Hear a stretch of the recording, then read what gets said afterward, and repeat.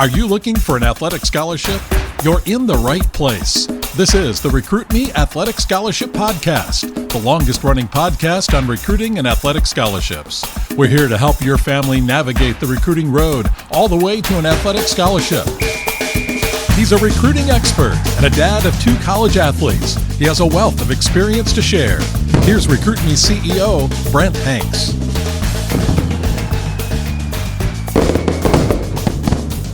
Welcome to episode 361 of the Athletic Scholarship Podcast, and happy Independence Day.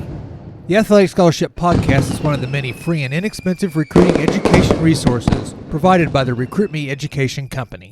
In episode 359, we celebrated the 3-year anniversary of me buying and becoming the owner and CEO of Recruit Me and the host of the Athletic Scholarship Podcast. In that episode, I reviewed the 10 most listened to episodes that I have done in those 3 years. 2 of the 10 episodes were 207 and 209. Those 2 episodes were part of a 4-part series that I did in July and August of 2020. The series was moderated by the Recruit Me founder and original The Athletic Scholarship Podcast host, John Fugler. The 4-part series covered what to do for your recruitment during your freshman, sophomore, junior, and senior years of high school. Both John and I share valuable advice in those 4 episodes. Go back and listen to episodes 207, 208, 209, and 210. Today I'm going to revisit one of those episodes from that original 4-part series and give you a review of what you need to do each year of high school. These items are basics that all recruits need to do. These yearly items are good for any sport at any level. These are foundations to build your whole recruiting journey on.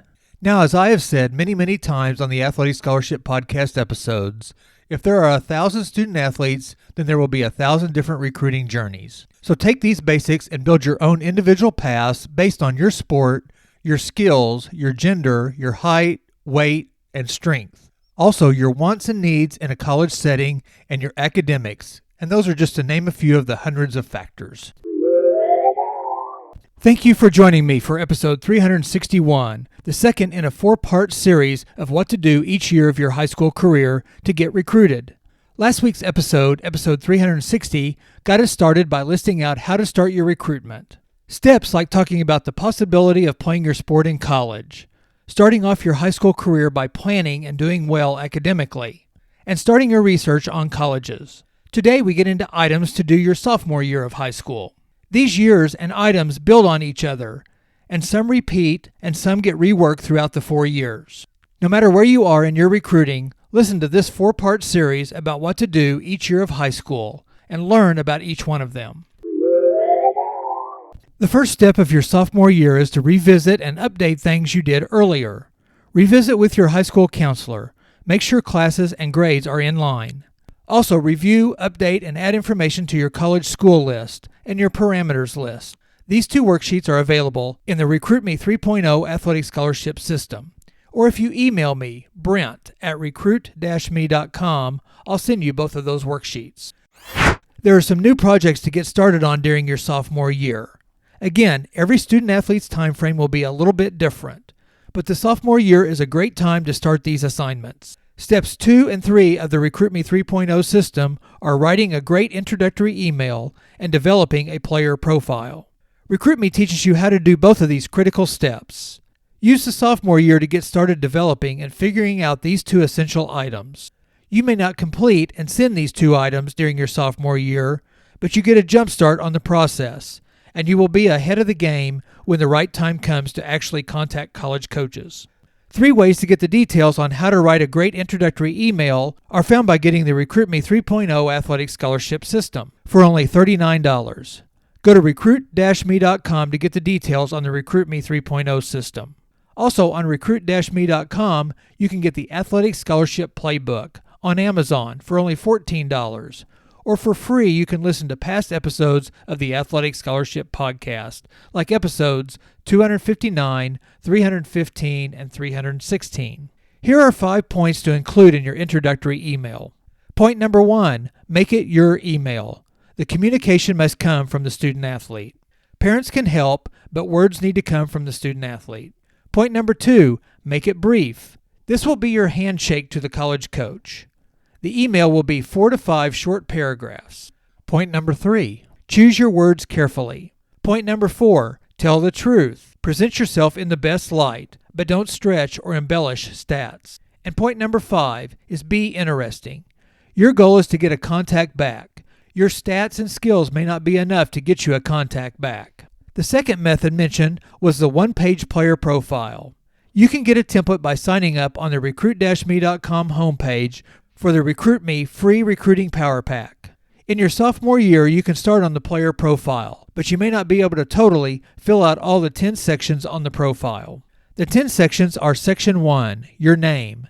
Section 2, a short headline like 87-mile-an-hour fastball, 3.6 GPA, 2024 grad. Section 3 is your sport and your position or positions. Section 4 is information about you and your family. Section 5 has information about your school, your club, and your coaches. Section 6 is your physical information like height, weight, speed, strength, and dominant hand or foot. Section 7 is a narrative summary like your general strengths, other sports you play, and team and league information.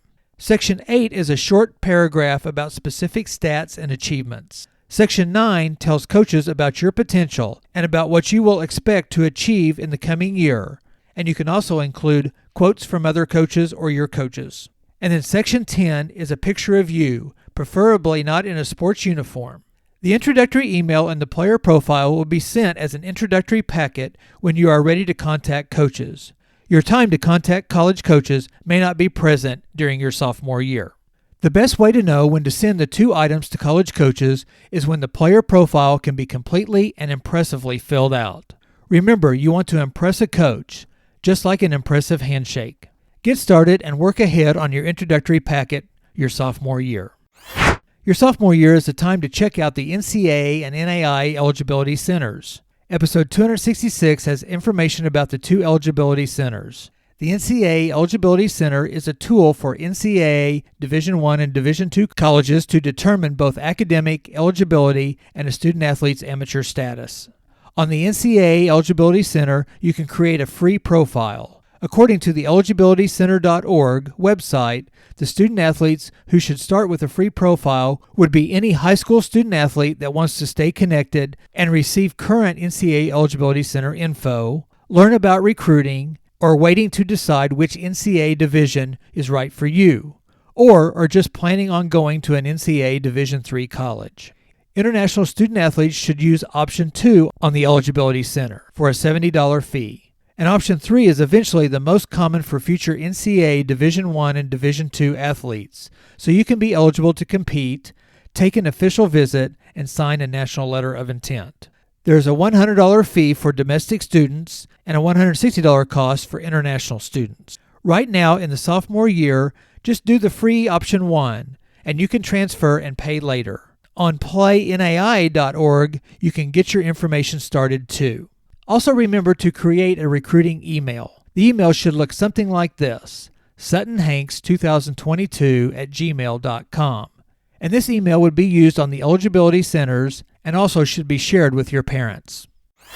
Continue to create habits of workouts and diets that will get you ready to be a physical prospect. I had a coach tell me that he has had 0 freshmen step on campus too strong.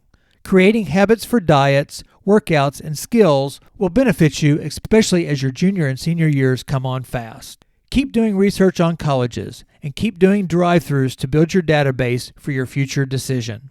Again, all these assignments will help you to save time, money, and anxiety when you slide into the prospect category and can actually talk with college coaches. One thing that happens during your sophomore year is it brings the possibility of you being able to drive a car. New choices of how to use your time will come into play. I told my 2 boys they became a lot more attractive when they got their braces off and got to start driving. High schoolers need to enjoy their high school years, but learn to balance your new freedom with your sports and your academics. Start preparing for and even take an ACT or SAT test your sophomore year. Take advantage of your high school or take advantage of a test prep tutor.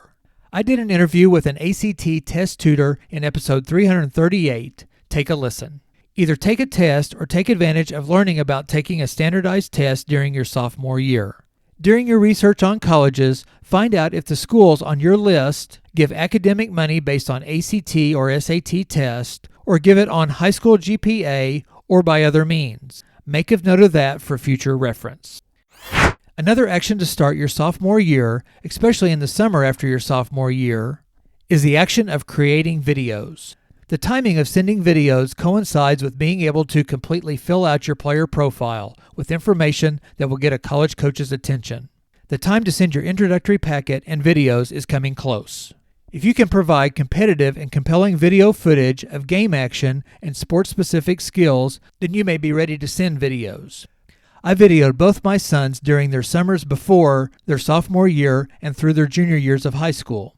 I videoed for 3 reasons: because I had no video of me playing back in the ancient days, and I wanted the boys to have video of themselves. Number 2, because I yelled less at the boys or at the umpires while I was videoing. And number 3, for future recruiting purposes. Because Parker played against and performed well against some very high-level competition, he was able to use video from late in his sophomore summer to send to coaches as he entered his junior year. He also had varsity high school success and was having academic news to share as he scored a 32 on his first ACT his sophomore year, spring semester. We did not know about Recruit Me during Parker's recruitment, so we did not know anything about making pitching skills videos. Parker got a skills video during his junior year at a PBR baseball event. I then videoed Sutton during his sophomore to junior summer. I had become the owner of Recruit Me, and COVID was affecting play all over the U.S. Luckily, Sutton's team and our area allowed baseball tournaments. I videoed Sutton for future recruiting and to send home when both Lori and I could not travel. Sutton played in Joplin, Missouri, Kansas City, Missouri, Oklahoma City, Louisville, Dallas, and Lubbock, Texas during the summer. Because of COVID, the recruiting landscaping was changing, and Sutton did not know if he wanted to play in college. So Sutton didn't send information to college coaches till after his junior year. Game videos can be taken with a cell phone camera, along with skills videos. Skills videos show specific skills that are important to each individual sport, and can include strength, running speeds, and throwing or swinging velocities. You can make your own videos or pay for somebody to do an individual video, or get videos at a showcase or an ID camp, or at a business that puts videos together. Do not forget about the services that your high school might have, like Huddle. If you are not ready to send videos, then use this time to start preparing for that time. You, the student athlete, will need to edit videos down to 2 to 3 minutes. And don't use fancy music, slow motion, or transitions. I'll cover more on videos next week. Another task is to create a contact chart or an organizational tool that will keep track of not only your contacts, but for notes and research on colleges, teams, and coaches. A spreadsheet, a notebook, or the Athletic Scholarship 24-month planner and journal are all good choices. It is important to be ready for future contacts and to record conversations, impressions of the conversations, and what information has been sent and received and when. Episode 243 walks you through the Recruit Me 3.0 system workbook that has a contact chart explained. And listen to episode 317 on tracking your communications. There is a link in the show notes about the 24-month planner and journal. Check it out. Remember to keep cleaning your social media. Keep doing drive-thrus and research on your college list. Keep adding and subtracting colleges at all levels, and keep training towards your chance to play in college. Be a good teammate, be a good high school player, and use your resources to gain strength, skill, and game knowledge. Push to play at the highest level, but accept your role in high school. Use the opportunity to play on the JV team to your advantage. Understand that if you are coming off a travel team and or a club organization, that you have probably played every minute or every inning in that club. And understand that high school may not give you the same playing time. This episode and last week's episode are helping you to build up to the fast-paced junior and senior year of high school, and also in your recruitment. Today we covered and revisited items from your freshman year, and prepared and started putting together the introductory email and your player profile. We also told you to find the NCAA and NAIA eligibility centers, and to continue to work on your skills, strengths, and academics. Also prepare and take your ACT and SAT test, and get ready to prepare and create a contact chart or an organizational plan, and also to start on videos. This episode is the second in a 4-part series of what to do each year of high school. The best time to start your recruitment is as you enter your freshman year of high school, but that doesn't happen a majority of the time. I get most of my calls and emails from parents of student athletes in their junior and senior years. Recruiting can get started at any time, and so you can catch up. I remind you about Sutton's recruitment. I, as a parent, pushed small things during his freshman and sophomore years, not knowing if his skills or his want to would take him toward playing in college. He lost his sophomore high school baseball season to COVID, and there were no college coaches at games during that summer. He kept working and playing on Ozark's JV team and pinch ran in varsity games his junior year. He got one at-bat in varsity the whole high school season. But in the summer between his junior and senior year, he had a breakout. He got energized to continue to play in college.